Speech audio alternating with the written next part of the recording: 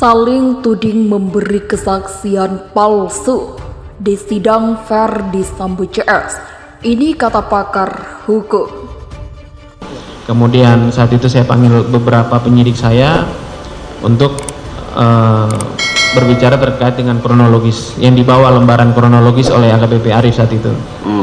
Kemudian saya melaporkan kepada Kapolres saya saat itu, saya menyampaikan, mohon izin komandan, ini ada AKBP Arif diperintahkan Pak FS untuk membuat BHI karena Bu Putri saat itu kondisinya belum bisa ke Polres karena alasannya saat itu lagi ngedrop dan trauma. Akhirnya didatangin oleh AKBP Arif terkait dengan lembaran kronologis tersebut saat itu. Coba saudara gambarkan apa sih yang yang dirasakan oleh Polres Jakarta Selatan pada saat itu? Ya, karena kita berhadapan dengan seorang Kadif Propam yang mulia. Kemudian Kadif Propam dan kita melihat memang dari awal dari TKP kan perangkat dari Propam juga sudah ada di dalam permasalahan ini, juga mereka berada di situ, sehingga memang yang kita bayangkan memang kita di dalam pengawasan Kadif Propam dengan Propam Mabes, seperti itu yang mulia. Bahwa pada prinsipnya saya hanya menjalankan perintah dari komandan selaku Kadin Apaminal, yang komandan pun menyadari bahwa Kombes, pangkat Kombes banyak komandan di Mabes, namun Kombes di divisi Paminal itu cukup menurut kami polisi umum sebagian besar itu sangat menakutkan apabila perintahnya tidak dilaksanakan. Komandan saja juga tidak berani melawan perintah dari Karo Paminal, apalagi saya melawan perintah dari komandan. Saya sampaikan di sini dan saya bantah, saya luruskan bahwa saya tidak pernah memerintahkan saksi untuk mengganti DVR. Saat itu saya hanya memerintahkan cek dan amankan. Jadi untuk mereka masing-masing di samping sebagai saksi hari ini, mereka kedudukannya adalah terdakwa, sehingga mereka ini saksi mahkota, berusaha untuk menghindari ancaman hukuman yang berat itu dengan mendalilkan bahwa semua dilakukan atas perintah. Kalau diperintah berkaitan dengan norma hukum melanggar, jangan dilakukan atau dilarang dilakukan. Mereka ini polisi, anggota-anggota keamanan negara yang punya pemahaman sekali mengenai norma hukum. Tentunya ini menjadi risiko masing-masing kalau ini dijalankan, jadi tidak bisa melempar ke yang lain, kecuali memang itu terurai dengan baik bahwa wajib dilakukan. Kenapa saya harus mengorbankan para penyidik saya? Ini menyampaikan permohonan maaf yang mulia kepada adik-adik saya. Silakan. Karena saya sudah memberikan keterangan yang tidak benar di awal. Saya sudah sampaikan adik-adik ini nggak salah, saya yang salah. Tapi mereka juga harus dihukum karena dianggap tahu peristiwa ini. Jadi sekali lagi saya atas nama pribadi dan keluarga menyampaikan permohonan maaf kepada adik-adik saya sehingga harus terhambat. Tidak ada, saya sangat menyesal. Jadi saya sekali lagi mohon maaf. Saya akan bertanggung jawab. Saya sudah sampaikan. Tapi mereka tetap di proses mutasi dan demosi, sehingga saya setiap berhubungan dengan penyidik dan adik-adik saya pasti akan merasa goyang dan bersalah. Saya sekali lagi menyampaikan permohonan maaf kepada adik-adik dan anggota. Terima kasih. Sebelum persidangan berlangsung, saya sudah meramal sesungguhnya bahwa ini akan banting setir seluruh anggota Polri yang dihadirkan sebagai saksi atau lebih-lebih lagi yang dihadirkan sebagai terdakwa akan banting setir dari mindset Jiwa Korsa ke mindset SDM, yaitu selamatkan diri masing-masing. Konkretnya mereka akan mengeroyok bersama-sama terdakwa FS dan juga mungkin terdakwa PC. Nah, kalau saya melihat bahwa mereka orang-orang yang banting setir ini sama, hanya gradasinya, hanya spektrumnya saja yang berbeda-beda. Kalau Baradae misalnya, dia sangat ekspresif, cenderung frontal. Ada juga saksi lain berpangkat AKBP yang sambil menangis, terisak. Ada saksi lain yang dalam bentuk atau kemasan pertanyaan menggugat terdakwa Verdi Sambo. Nah, jadi hanya perbedaan pada spektrumnya saja, berbeda pada cara mereka mengekspresikan perlawanan terhadap Verdi Sambo. Tapi benang merahnya satu, yaitu mereka tidak lagi menganggap terdakwa Verdi Sambo sebagai sosok yang dengan pangkat tinggi, dengan kekuasaan yang besar, yang sedikit banyak masih mereka tergantung pada terdakwa satu ini. Mereka sudah melihat terdakwa Verdi Sambo sebagai orang biasa bahkan musuh bersama. Jadi Pak Ferdi Sambo, kalau kita simak bersama-sama, sejak saat berkas perkara dilimpahkan dari penyidik ke penuntut umum ya, pada saat itu ketika penahanan sudah beralih ke jaksa penuntut umum, Pak Ferdi Sambo juga sudah menyampaikan beberapa hal, bahkan permintaan maaf pada keluarga dan mengakui perbuatannya. Di awal persidangan juga mengatakan demikian. Ini adalah bentuk sikap sungguh-sungguh untuk mengakui apa yang dilakukan. Jadi mengakui apa yang dilakukan dan siap bertanggung jawab.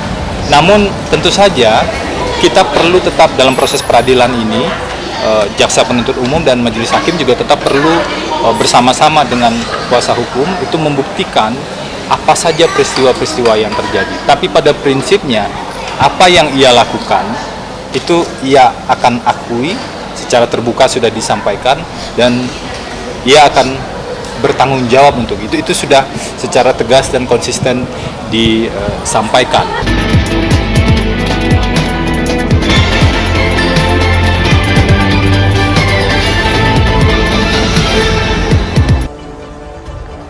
Pakar hukum pidana dari Universitas Trisakti, Abdul Fikar Hajar, menyampaikan bahwa saat menjalani persidangan seperti di sidang Ferdi Sambo CS, saksi tidak boleh berbohong.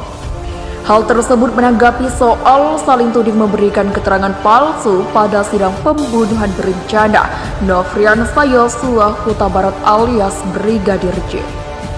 Menurut Fikar, pada pasal 174 KUHP sudah mengatur bahwa seorang saksi tidak boleh memberi keterangan palsu.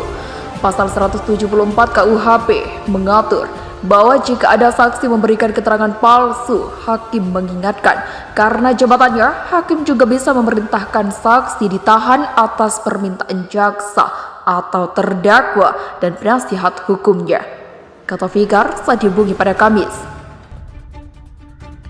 Meski begitu, hal tersebut menurut Fikar bisa membuat hakim untuk menghentikan perkara inti dalam persidangan. Selama saksi diproses, maka perkara pokoknya harus dihentikan dulu. Itulah sebabnya mungkin hakim tidak memerintahkan untuk memproses kesaksian palsu FS karena akan menghentikan perkara pokoknya, ujarnya. Fikar Hajar mengungkapkan, kesaksian palsu dianggap melanggar pasal 220 KUHP. Saksi tersebut akan divonis hukuman 1 tahun 4 bulan. Saya kira akan dipertimbangkan oleh hakim dalam putusan tentang keterangan palsu saksi FS, yaitu akan mengenakan hukuman dengan pertimbangan melakukan pembarengan tindak pidana yang hukumannya dipilih yang terberat ditambah 1 atau 3 tahun, kata dia. Pakar hukum dari Universitas Islam Indonesia, Muzakir, mengungkapkan bahwa diam atau tidak tahu meskipun bisa bicara dan tahu dan mengetahui adalah hak terdakwa untuk bersikap. Meski begitu, keterangan saksi yang dapat dipidana adalah keterangan yang diberikan di bawah sumpah. Keterangan saksi mahkota terdakwa lain dalam penyertaan yang menjadi saksi terdakwa lainnya tentang perbuatan pidana yang sama adalah keterangan saksi yang ada kalanya bersedia disumpah dan ada kalanya tidak disumpah, kata Muzakir. Muzakir mengungkapkan para terdakwa yang melakukan perbuatan yang sama seharusnya diadili secara bersama-sama, tetapi oleh JPU didakwa dengan surat dakwaan yang terpisah. Maka kalau dalam satu dakwaan saksi terdakwa tidak disumpah. Soal menteri keterangan saksi yang juga terdakwa, esensinya adalah mengklarifikasi atas isi keterangan saksi lain, barang bukti dan alat bukti lainnya.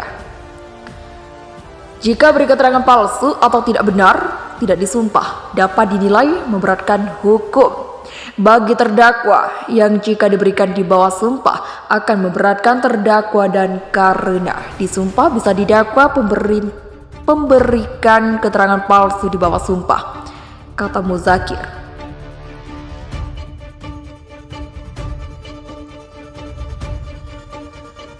Termasuk tahu menjawab tidak tahu atau lupa karena lupa manusiawi. Tetapi kalau lupanya dibuat-buat, maka dapat dikualifikasi sebagai memberikan keterangan yang tidak benar atau menteri keterangan saksi.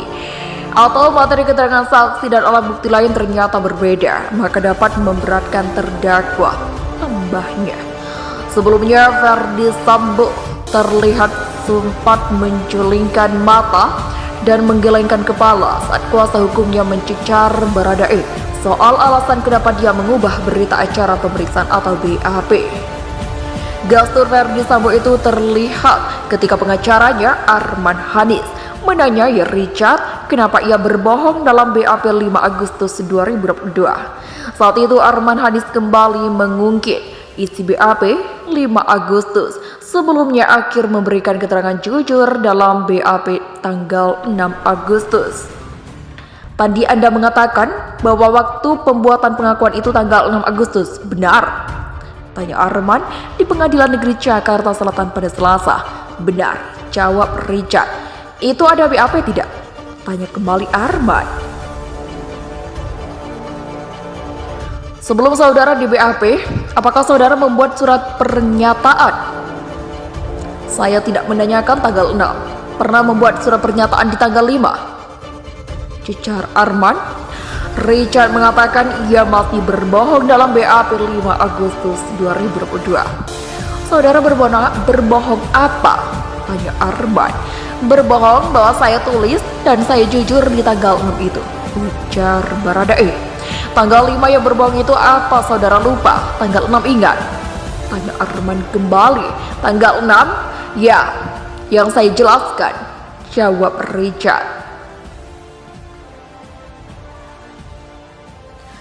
Kebohongan Verdi Sambo dinilai karena ketakutan dihukum mati. Kuasa hukum keluarga Brigadir Nofriansah Yosua Huta Barat alias Brigadir J, Kamarudin Simanjuntak, juga menanggapi kesaksian Verdi Sambo yang mengaku tidak pernah menyusun rencana pembunuhan apalagi ikut menembak korban. Menurut Kamarudin, apa yang dikatakan mantan Kepala Divisi Propam Polri itu merupakan hak ingkarnya sebagai terdakwa.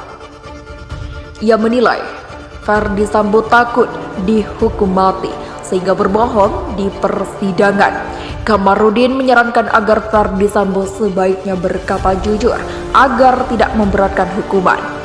Sebetulnya Verdi Sambo takut dihukum mati jika dia berusaha berbohong. Padahal sebetulnya berbohong itu justru makin menjerat dia. Justru sebelumnya lebih bagus dia berterus terang supaya hakim ada simpati kalau dia berterus terang dan ngaku salah. Sebab berbelit-belit itu dipandang memberatkan, kata Kamarudin saat dihubungi pada Minggu.